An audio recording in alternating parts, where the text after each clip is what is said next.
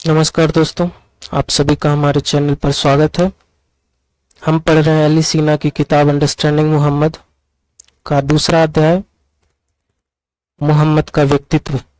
आज का शीर्षक है नार्सिसिस्ट ईश्वर बनना चाहते हैं। अली सीना कहते हैं, किसी नार्सिसिस्ट के लिए जो चीज सबसे महत्वपूर्ण होती है वह है ताकत। वह नाम व सम्मान पाना चाहता है और उपेक्षा बिल्कुल नहीं बर्दाश्त कर सकता है। ऐसे लोग मन ही मन अकेला और असुरक्षित भी महसूस करते हैं, इसलिए वे खुद को क्रांतिकारी नेता, आशा जगाने वाली शख्सियत और महान उद्देश्यों के दूत के रूप में प्रस्तुत करते हैं। उनका उद्देश्य तो बस एक बहाना होता है। ऐसा करके वे समर्थकों को अपनी ओर आकर्षित करना चाहते हैं। ये लोग काल्पनिक ईश्वर और मिथ्या उद्देश्य गढ़ते हैं। जितना ही वे अपनी फर्जी ईश्वर को महिमा मंडित करते हैं, उतना ही ताकत उनके पास आती जाती है। मोहम्मद के लिए अल्लाह एक सुविधाजनक औजार था। इस औजार के जरिए वह अपने अनुयायियों पर असीमित प्रभुत्व जमा सकता था और उनकी जिंदगी का मालिक बन सकता था। केवल एक अल्लाह था, भयानक भी और उदार व रहम करने वाला भी। मोहम्मद उसका एकमात्र प्रतिनिधि था। इस हिकमत से मोहम्मद अल्लाह बन गए। हालांकि दावा किया गया कि अल्लाह का पैगाम मोहम्मद के माध्यम से दुनिया में आता है, पर सच्चाई यह थी कि कोई अल्लाह था ही नहीं, बल्कि यह मोहम्मद और उसकी सनक मात्र थी, जिसे संतुष्ट करना मुसलमानों से अपेक्षित था। वैकनिन इस पहलू को अपने लेख for the love of God narcissist and religion में बखूबी समझाते हैं। नार्सिसिस्ट सदा ईश्वर की तरह होना चाहता है, जो सर्वज्ञ, सर्वव्यापी, सर्वशक्तिमान, सदा आदरणीय, चर्चा में बना रहने वाला और प्रेरणा स्रोत है। ईश्वर नार्सिसिस्ट का उन्माद भरा सपना होता है, उसकी परम आडंबरपूर्ण कल्पना होती है, लेकिन ईश्वर उसके लिए कई और मायनों में सुविधाजनक होता है। ऐसा व्यक्ति कभी प्रभावशाली व्यक्तियों की तारीफों के पुल बांधेगा तो कभी उन्हें नीचा दिखाएगा। शुरुआत में वह प्रतिभाशाली व्यक्तियों का यानी कि अक्सर हास्यास्पद तरीके से अनुकरण करेगा और उनकी हर बात की प्रशंसा करेगा, उनकी हर बात का बचाव करेगा। वह उनके बारे में कहेगा कि वे न तो गलत कर सकते हैं और न ही गलत हो सकते हैं। नार्सिसिस्ट उन शख्सियतों को जीवन से बड़ा, संपूर्ण, निर्विकार एवं बुद्धिमान मानेगा, पर ज्यों ही उसकी अव्यवहारिक व हवाई आकांक्षाएं हिलोर मारेंगी तो वह कुंठित होगा। इसके बाद वह उन व्यक्तियों की निंदा करना शुरू कर देगा जिन्हें अब तक अपना आदर्श मानता रहा है। ऐसा व्यक्ति जिन्हें अब तक महान बताता था, उन्हें अब वह सामान्य मनुष्य कहने लगेगा।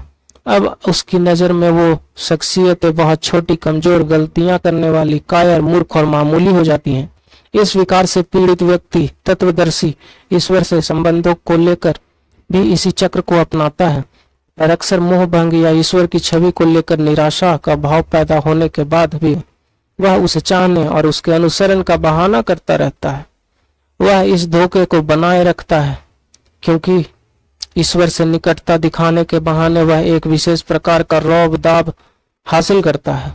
पुजारी, जन समूहों के नेता, उपदेशक, धर्म प्रचारक, पंथों के मुखिया, राजनीतिज्ञ और बुद्धिजीवी ईश्वर के साथ अपनी कथित निकटता के विशेषाधिकार प्राप्त करते हैं। धार्मिक सत्ता का सहारा लेकर ऐसा व्यक्ति अपनी पर पीड़क, काम वासना और स्त्री के प्रति द्वेषपूर्ण रवैये को खुलकर जायज ठहराने की हैसियत पा जाता है। जिस नार्सिसिस्ट के प्रभुत्व के पीछे धार्मिक सत्ता होती है, वह हमेशा आज्ञाकारी और सवाल न उठाने वाले गुलामों को अपने आसपास रखना चाहता है, ताकि वह उन पर अपनी सनक भरी और शैतानी इच्छाएं थोप सके। नार्सिसिस्ट व्यक्ति निरापद व विशुद्ध धार्मिक भावनाओं को भी सांप्रदायिक कर्मकांड और विषैली महंतशाही में बदल डालता है। वह ऐसे लोगों को अपना शिकार बनाता है जो भोले भाले हों, उसके अनुयायी बंधक जैसे हो जाते हैं। धार्मिक सत्ता ऐसे व्यक्तियों की सनक पूरी करने के माध्यम बन जाती है। उसके सहधर्मी, उसके समूह के सदस्य, उसका गांव, उसका इलाका, उसके श्रोता सब के सब उसकी पागलपंथी के रास्ते में सहायक बन जाते हैं। लोग उसकी आज्ञा का पालन करते हैं, उसकी नसीहत पर ध्यान देते हैं, उसके मत को स्वीकार करते हैं, उसके व्यक्तित्व की प्रशंसा करते हैं, उसकी विशिष्टताओं की सराहना करते हैं, उसकी आवश्यकताओं की पूर्ति करते हैं, उसका आदर करते हैं और उसे अपना आदर्श मानते हैं। इसके अतिरिक्त किसी बड़ी चीज का हिस्सा होना नार्सिसिस्टिक रूप से सुखद होता है। ईश्वर का अंश होने का अर्थ उसके वैभव में डूबने जैसा होता है, उसकी ताकत व आशीर्वाद का एहसास करने जैसा होता है, उसकी संगत में रहने जैसा होता है। ये सब नार्सिसिस्ट भूख को शांत करने के अच्छे स्रोत होते हैं। ऐसा व्यक्ति उस ईश्वर की आज्ञा का पालन करते हुए, उसके निर्देशों का अनुसरण करते हुए, उसको प्यार करते हुए, उसके प्रति समर्पित होते हुए, उससे संवाद करते हुए और उसकी आज्ञा का उल्लंघन करते हुए भी ईश्वर बन जाता है। ऐसे व्यक्ति के दुश्मन जितने बड़े होते हैं वह स्वयं को उतना ही महान समझने लगता है। नार्सिसिस्ट के जीवन में अन्य बातों की तरह ईश्वर को भी विपरीत नार्सिसिस्ट में रूपांतरित कर देता है। ईश्वर उसकी अजीबोगरीब हरकतें और इच्छाएं पूरी करने का स्रोत हो जाता है। ऐसा व्यक्ति दूसरों पर नियंत्रण और वशीकरण के लिए उस सर्वशक्तिमान व सर्वव्यापक सत्ता से व्यक्तिगत संबंध बनाता है। इस छंद संबंध के माध्यम से वह इस छंद संबंध के माध्यम से वह स्थानापन्न रूप से ईश्वर बन जाता है। वह पहले ईश्वर का महिमा मंडन करता है और फिर अपने आगे उसका महत्व कम कर देता है, फिर उसे अपशब्द कहने लगता है। यह पारंपरिक नार्सिसिस्टिक विशेषता है और ईश्वर भी स्वयं को इससे नहीं बचा सकते। नार्सिसिस्ट स्वयं का प्रत्यक्ष प्रचार नहीं करते, बल्कि ये उदारता, दया और करुणा का मुखौटा लगाकर अपने काल्पनिक अल्लाह, विचार, धर्म अथवा उद्देश्य को आगे करते हैं, जबकि वास्तव में यह इन व्यक्तियों का छंद वेश होता है। ऐसे लोग स्वयं को संदेशवाहक, साधारण व विनम्र और किसी ताकतवर अल्लाह अथवा किसी तथाकथित उद्देश्य के स्वघोषित अग्रदूत के रूप में प्रस्तुत करते हैं, पर इनकी ओर से यह स्पष्ट होता है कि मात्र ये ही उस उद्देश्य को जानते हैं और असंतोष या विरोध बिल्कुल सहन नहीं करते। नार्सिसिस्ट हृदयहीन होते हैं पर मूर्ख नहीं। ये जानबूझकर आहत करते हैं। ये उस शक्ति बोध का आनंद लेते हैं जो दूसरों को हानि पहुंचाकर मिलती है। ये ईश्वर होने का आनंद उठाते हैं और यह निर्धारित करते हैं कि किसे पुरस्कार देना है और किसे दंड, किसे जीने का हक है और किसे नहीं। नार्सिसिज्म उन सभी लक्षणों की व्याख्या करता है जो मोहम्मद में थी, जैसे कि उसकी क्रूरता, आडंबर और अतिशयोक्ति भरे झूठे दावे, समर्पण करने वालों को प्रभावित करने तथा अपनी श्रेष्ठता स्थापित करने के लिए उदारता का ढोंग, आत्म अवबोधन, पागलपन व करिश्माई व्यक्तित्व आदि। अगला शीर्षक हम पढ़ते हैं, कैसे पैदा होती है नार्सिस्टिक प्रवृत्ति। अली सीना कहते हैं, वास्तविक या आभासी सामाजिक तिरस्कार के चलते जो बच्चा हीन भावना से ग्रस्त हो जाता है, वह अवचेतन ग्रंथि मैकेनिज्म के जरिए इससे लड़ने की कोशिश करता है। अग्रणी मनोवैज्ञानिक अल्फ्रेड एडलर ने इसे श्रेष्ठता मनोग्रंथि यानी कि सुपीरियरिटी कॉम्प्लेक्स की संज्ञा दी है। इस ग्रंथि के पनपने पर नार्सिसिस्ट अपनी उपलब्धियों को अतिरंजित तरीके से पेश करने लगता है और जिसे अपने लिए खतरा समझता है उसे नीचा दिखाने लगता है। नार्सिसिस्टिक व्यक्तित्व विकार का जिम्मेदार दोषपूर्ण पालन पोषण होता है।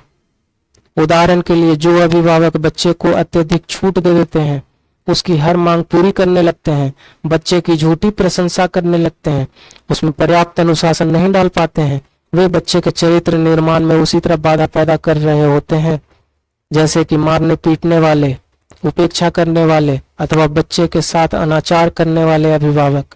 परिणाम यह होता है कि बच्चा विवशता की अवस्था के लिए खुद को तैयार नहीं कर पाता है। वह बच्चा जीवन के प्रति अव्यवहारिक दृष्टिकोण के साथ बड़ा होता है। दूसरे शब्दों में कहे तो जो बच्चा पर्याप्त सहारा और प्रोत्साहन नहीं पाता है, उसमें इस तरह के विकार उत्पन्न होने के खतरे होते हैं। पैदा होने के तुरंत बाद मोहम्मद को पालने के लिए दूसरे परिवार को दे दिया गया। क्या उसकी मां की रुचि उसमें कम थी? क्या वजह थी? कि वह अपनी माँ की कब्र पर प्रार्थना करने नहीं गया? पर भी वह भी जब वह 60 साल से ऊपर का हो गया था, क्या उसके मन में अपनी माँ को लेकर अभी भी क्षोभ था? हलीमा मोहम्मद को नहीं लेना चाहती थी क्योंकि वह एक गरीब विधवा का अनाथ बच्चा था। क्या इसी वजह से हलीमा और उसके परिवार ने मोहम्मद के साथ ऐसा बर्ताव किया? ऐसे में बच्चे क्रूर हो सकते हैं। उन दिनों अनाथ होना कलंक माना जाता था और तमाम इस्लामिक देशों में आज भी ऐसी ही स्थिति है। मोहम्मद के बचपन का परिवेश आत्मसम्मान जगाने के अनुकूल नहीं था। स्ट्रेस रिस्पॉन्स सिंड्रोम नामक पुस्तक के लेखक जॉन मार्डी हॉरविट्ज बताते हैं, जब नार्सिसिस्टिक को संतुष्टि देने वाली सराहना, विशिष्ट व्यवहार, आत्म प्रशंसा आदि मिलने में खतरा महसूस होता है तो उसमें अवसाद, विषाद, चिंता, शर्म, आत्मघाती विचार अथवा उस व्यक्ति के प्रति क्रोध पनपने लगता है जो इस स्थिति के लिए जिम्मेदार प्रतीत होता है। ऐसे में बच्चा इस पीड़ादायी मनः स्थिति से बचने के लिए सूचना संवेदी प्रक्रिया के नार्सिसिस्टिक तरीके को अपनाने लगता है। मोहम्मद का बचपन दुश्वारियों से भरा था। कुरान का सूरा 93 की आयत 3 से लेकर 8 तक रिटुएट पुस्तक के शुरू के अध्याय में उद्धृत में वह अपने एकांकी अनाथ स्थिति को याद करता है और स्वयं को आश्वस्त करता है कि अल्लाह उसके प्रति दयालु होगा और उसे अकेला नहीं छोड़ेगा। यह बताता है कि बचपन की अकेलेपन की स्मृति मोहम्मद को कितनी पीड़ा देती थी। वास्तविकता से दूर भागने के लिए उसने काल्पनिक दुनिया बना ली और वह इस हद तक उस दुनिया में डूब गया कि उसकी देखभाल करने वाले अभिभावक डर गए। इस तथ्य से संकेत मिलता है कि उसका बचपन पीड़ादायी था।